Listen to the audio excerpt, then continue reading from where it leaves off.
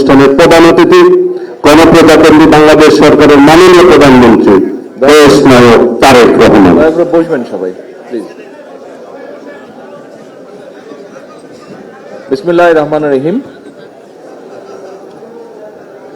শহীদ জিয়ার ৪৫তম শাহাদাত বার্ষিকী উপলক্ষে আয়োজিত আজকের এই বিএনপি কর্তৃক আয়োজিত আজকের এই আলোচনা সভার সম্মানিত সভাপতি, মঞ্চে উপস্থিত স্থায়ী কমিটির সম্মানিত সদস্যবৃন্দ, জনাব মাহবুবুল্লাহ সহ উপস্থিত বিশিষ্ট ব্যক্তিবর্গ এবং আমার সামনে উপস্থিত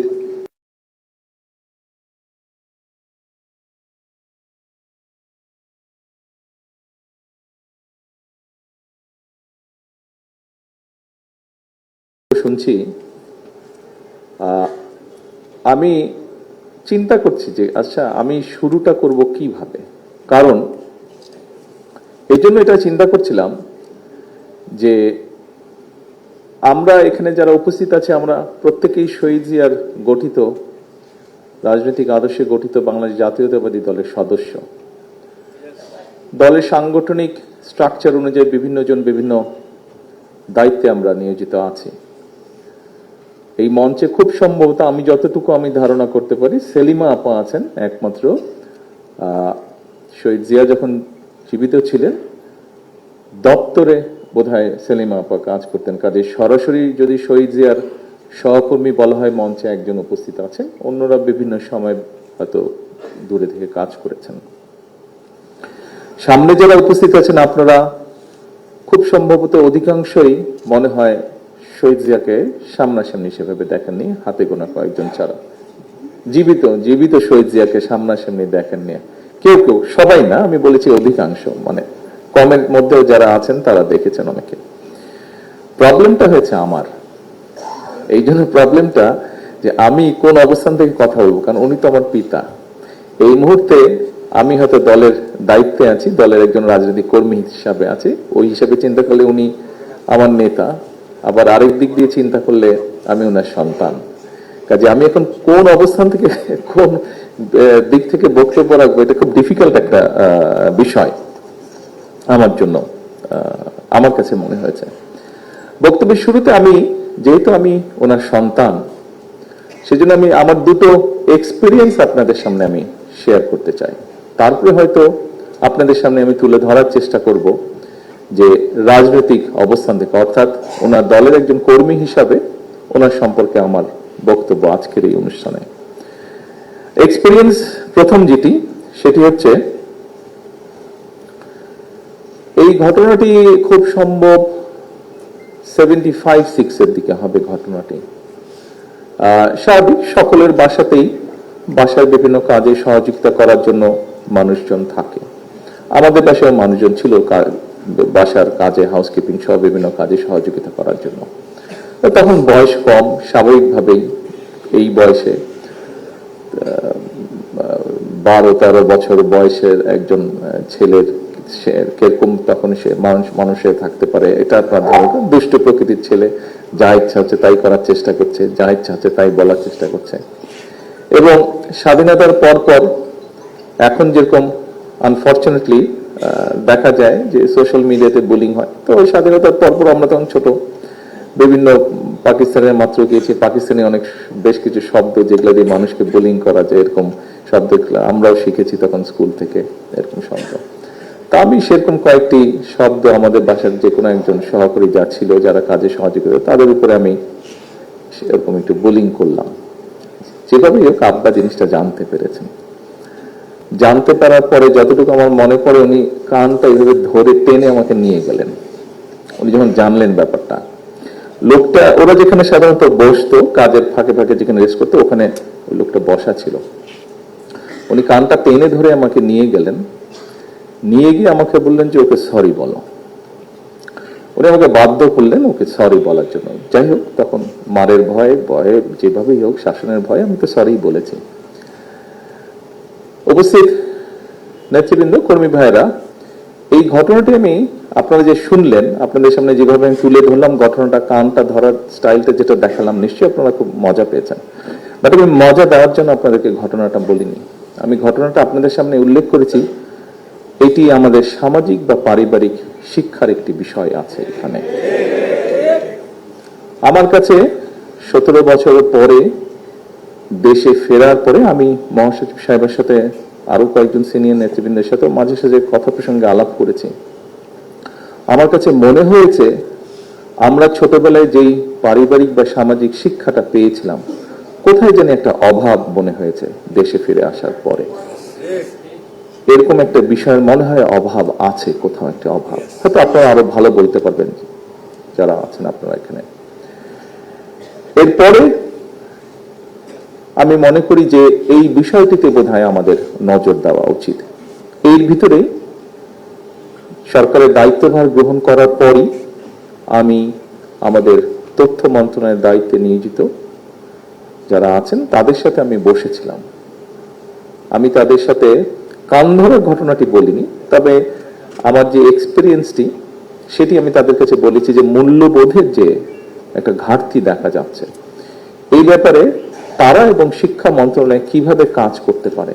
অর্থাৎ আমাদের সমাজের সামাজিক মূল্যবোধ, আমাদের সমাজ ব্যবস্থায় পারিবারিক যে মূল্যবোধ, একই সাথে আমাদের ধর্মীয় মূল্যবোধ, অনেকগুলো ছোট ছোট বিষয়, মুরব্বীদেরকে শ্রদ্ধা করা, অসহায়কে সহযোগিতা করা, মানুষের সাথে বিনয়ীভাবে কথা বলা, এই যে এরকম আরো যেগুলো মূল্যবোধ আছে, এই বিষয়গুলো কিভাবে আবার শিশুদের মধ্যে, আগামী ভবিষ্যৎ প্রজন্ম যারা, তাদের মধ্যে আবার কিভাবে জিনিসগুলো নিয়ে যাওয়া যায়, আবার কিভাবে তাদের মধ্যে জিনিসগুলো দেওয়া যায়, এই বিষয়ে আমি আলোচনা করেছিলাম।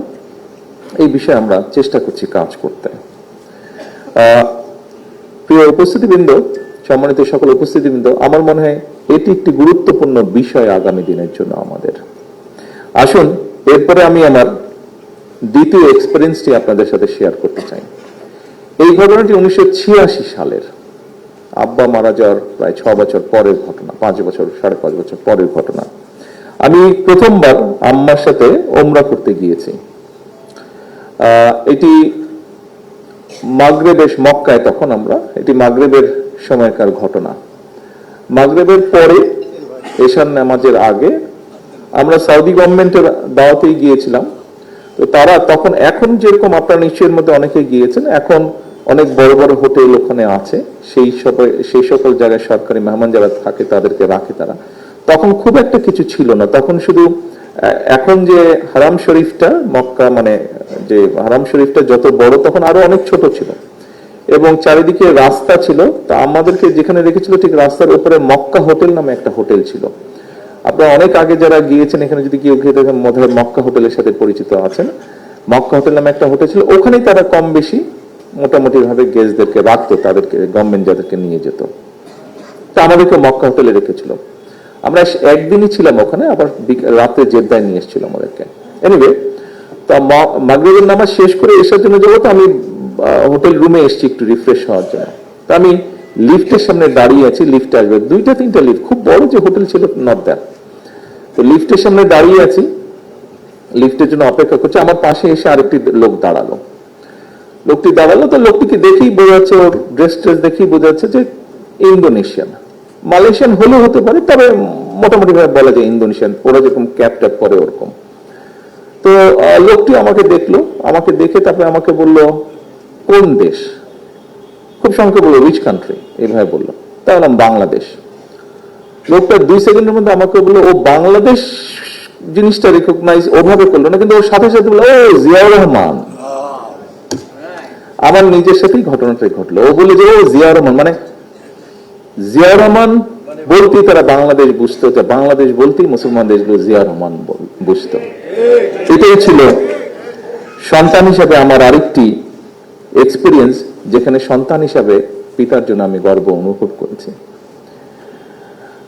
এই কথাটা দিয়ে আমি আজকে আপনারা এখানে যারা আছেন, এবং এখানে মিডিয়ার অনেকগুলো ক্যামেরা আছে, নিশ্চয়ই এখানে লাইভ কানেকশনও আছে, এটা দিয়ে যেটা সংক্ষেপে আমি বোঝাতে চাইছি সকলকে, সেটি হচ্ছে শহীদ রাষ্ট্রপতি জিয়া রহমানকে হেনরি কিসিঞ্জার বলেছিল দেশ স্বাধীনের পরে, দুর্ভাগ্যজনক দুর্ভিক্ষের পরে, যে বটমলেস বাস্কেট।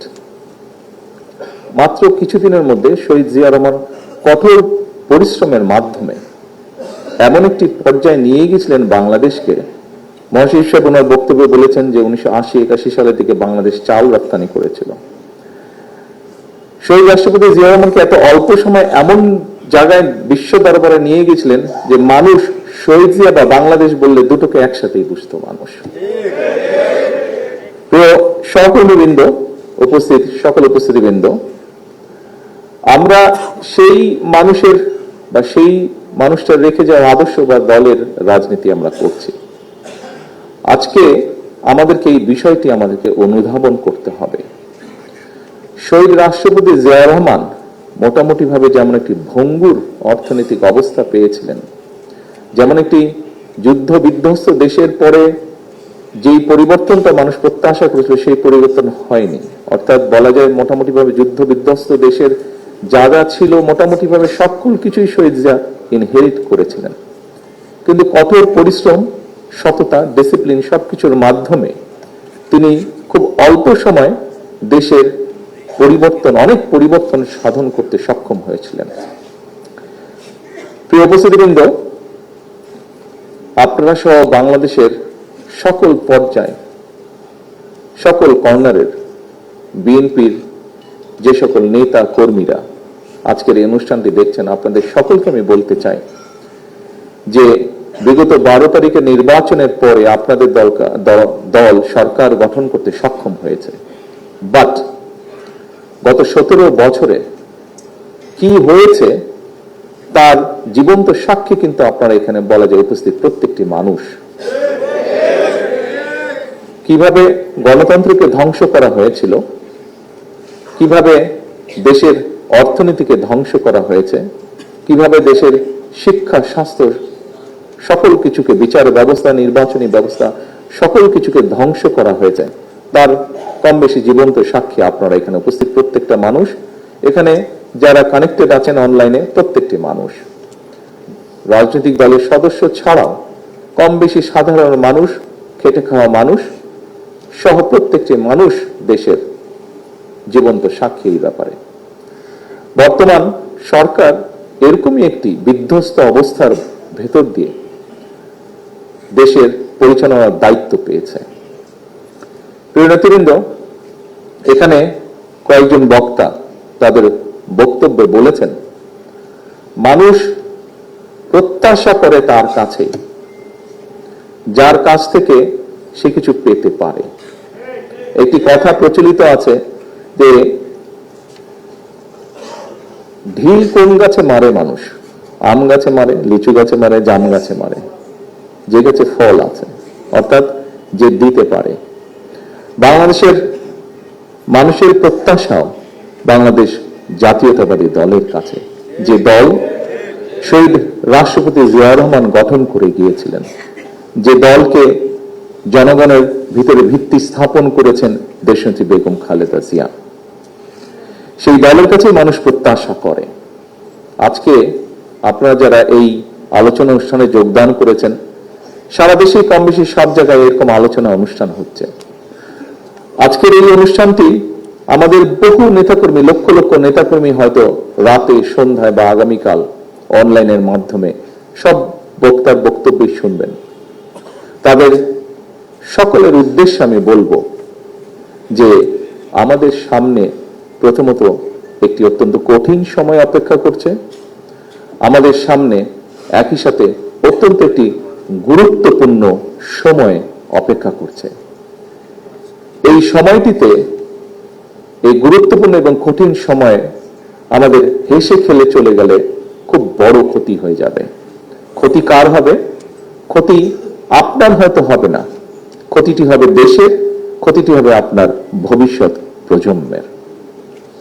অর্থাৎ ভবিষ্যৎ প্রজন্ম কিন্তু আপনারই উত্তরাধিকার তারা। কাজেই আসুন, শহীদ জিয়া যেভাবে দেশকে গঠন করতে চেয়েছিলেন, শহীদ জিয়া যেভাবে দেশকে সামনে এগিয়ে নিয়ে যেতে চেয়েছিলেন, আমরা সে ধারাই চেষ্টা করছি দেশকে আজকে পরিচালনা করতে। বর্তমান সরকার একটি রাজনৈতিক সরকার, অর্থাৎ একটি রাজনৈতিক দল যার নীতি আছে, যার আদর্শ আছে, যার পরিকল্পনা বা ম্যানিফেস্টো আছে, যে পরিকল্পনা বা ম্যানিফেস্টো আমরা দেশের মানুষের সামনে তুলে ধরেছিলাম 12 তারিখের নির্বাচনের আগে, এবং দেশের মানুষ এই ম্যানিফেস্টো বা পরিকল্পনা দেখেছে, শুনেছে, বুঝেছে, এবং 12 তারিখে তারা তাদের সিদ্ধান্ত অনুযায়ী ধানের শীষে ভোট দিয়ে ধানের শীষকে সেই দায়িত্ব দিয়েছে সেই পরিকল্পনা বাস্তবায়ন করার জন্য। প্রিয় সহকর্মীবৃন্দ, এই পরিকল্পনা যেহেতু 12 তারিখ পর্যন্ত এই পরিকল্পনাটি ছিল বিএনপি বা বাংলাদেশ জাতীয়তাবাদী দলের পরিকল্পনা, 12 তারিখ পর্যন্ত এই ম্যানিফেস্টোটি ছিল বিএনপি বা বাংলাদেশ জাতীয়তাবাদী দলের ম্যানিফেস্টো। কিন্তু 13 তারিখ সকাল থেকে বাংলাদেশের মানুষের রায় যখন আমরা জানতে পারলাম, যখন 151 পার হয়ে গেল, তখন বোঝা গেল বাংলাদেশের মানুষ 2/3 মেজরিটি দিয়েছে এই পরিকল্পনার পক্ষে, এই ম্যানিফেস্টোর পক্ষে। অর্থাৎ এই ম্যানিফেস্টোটি বা এই পরিকল্পনাটি এখন শুধুমাত্র আর বাংলাদেশ জাতীয়তাবাদী দলের নয়, বরং এই ম্যানিফেস্টোটি বা এই পরিকল্পনাটি হচ্ছে যে মানুষ যারা এটির পক্ষে রায় দিয়েছে, 52% মানুষ যারা ভোটে অংশগ্রহণ করেছিল, তার মধ্যে 52% মানুষ, তাদের এটি ম্যানিফেস্টো, তাদের এটি পরিকল্পনা। রাজনৈতিক দলের সরকার হিসাবে অবশ্যই এটি আমাদেরকে পালন করতে হবে, এটি আমাদের বাস্তবায়ন করতে হবে। এই পরিকল্পনাগুলোর মধ্যে আমরা শহীদ জিয়ার খাল খনন কর্মসূচির কথা শুনেছি, আমাদের পরিকল্পনা বা ম্যানিফেস্টোর মধ্যে এই পরিকল্পনার কথা আছে। আমরা এখানে শহীদ জিয়ার বিষয়ে আলোচনা করতে গিয়ে আমরা শুনেছি কিভাবে শহীদ জিয়া শিক্ষার প্রসার ঘটিয়েছিলেন, শিক্ষার আলো পৌঁছে দিতে চেয়েছিলেন, শিক্ষিত করতে চেয়েছিলেন জাতিকে। ঠিক তারই রিফ্লেকশন, শিক্ষা সংক্রান্ত বিষয় তারই রিফ্লেকশন আমাদের এই ম্যানিফেস্টোর মধ্যে আছে।